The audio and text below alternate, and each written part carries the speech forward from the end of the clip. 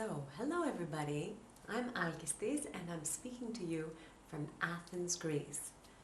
Now, usually in this hour we speak about things that have to do with personal development or wellness, anything that will get you to start loving your life more or start being more grateful for what you have in your life. And today I wanted to speak to you about enthusiasm. Now, first of all, do any of you know where the word enthusiasm has come from? I'll be like the father on the big fat Greek wedding and say that enthusiasm is another Greek word. And what does it mean? Enthusiasm means to be full of gods. Enthusiasmos. What does that mean? That means that the ancient Greeks saw someone who was able to perhaps motivate crowds or be very joyful, be full of energy, and they believed that this was a human being who had been filled with gods at that very moment because they were radiant, right? So enthusiasm and radiance are very linked. Now, many of you say, okay, but I can't be enthusiastic every day. I mean, sometimes I just feel terrible. I just get out of bed. And I have to say that one can alter one's mood, you know. You don't have to be sort of victim of whatever mood happens to strike you.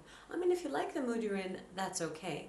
But if you're kind of down and you want to pep up your life and pep up your mood, it's in your hand to do so. Now there are various, if you like, tricks for pepping oneself up. Of course, everybody has their own. I can say that what works for me is to put on my MP3 player, and so stick them in my ears, and put on some of my favorite songs. And within 2-3 minutes, you know, I'm feeling pretty beautiful or pretty great, you know. Some of my favorites are, of course, Celine Dion or Whitney Houston. I like songs with a lot of soul.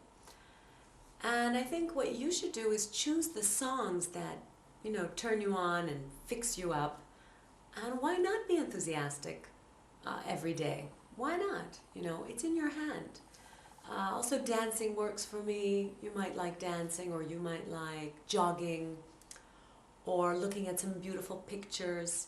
I think it's always a very important thing to have pictures on one's desk, you know, of or where one can see them, perhaps on the fridge, where there are very happy photos, photos of yourself at successful times or with best friends, doing holidays. And looking through those photos, you know, can imprint these positive images on yourself, and just closing your eyes after and remembering, you know, the beautiful summer holiday you had, or the beautiful fun times that you've had with friends, you know.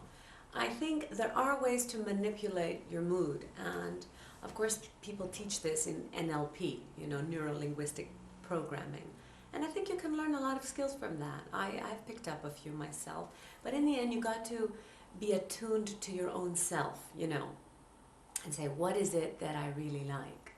You know, what makes me? Of course, even body posture affects mood. So if we're all slouched, you know, it's not going to look good. we have to push ourselves up sometime and take a deep breath, and already we feel different. Some people even, you know, laugh mechanically. You know, they put on a laugh, and this induced laughing makes them happy, turns them on, you know, whatever works, you know. Perhaps a massage, a deep massage. I mean, there are many ways to put yourself in a better mood. Most of the time it's tension, you know, that we need to release ourselves of tension. And there's a lot of yogic techniques for that as well, like in trance dance and all kinds of, you know, where you release the energy. You know, whatever works for you, you know, I can't say, but the thing is, it is very important to explore what those things are. And I've only hit the physical part of enthusiasm, you know, it's such a big subject and such an important subject. Of course, positive affirmations are important, psyching yourself up in a positive way. These are all very useful tools, and we should use them. You know, they're at our disposal, and most of us, we're just too lazy or too comfortable in our negative mood and our negativity. They say that negative behaviors are even addictive. You know, they're addicted in the hormone, the neurons in the brain. I believe that. They're hormonal, you know. So you can start feeding off positive hormones and getting more enthusiastic. Of course, the best thing is a general well-being, you know.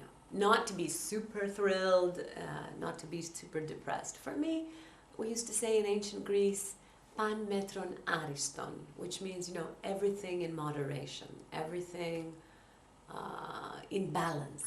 That's what I like. I like that very much. And if you don't exceed your limits all the time, you'll see that you won't also have the downfalls. So a positive, general, enthusiastic mood is, of course, the ideal. What else can I say about that? I can say that many times you can switch fear into enthusiasm. You know, when you're afraid of something, for example, like taking a parachute dive off of a plane. You know, for some people that's very scary. But other people get psyched up and enthusiastic. They're like, yes, we're going to do it. And I think this is, one can always realize, instead of being afraid, you know, well, you can switch that mood and turn it into enthusiasm just by shifting perspective. All it is, you know, a bent up energy. It's this energy that needs to be released.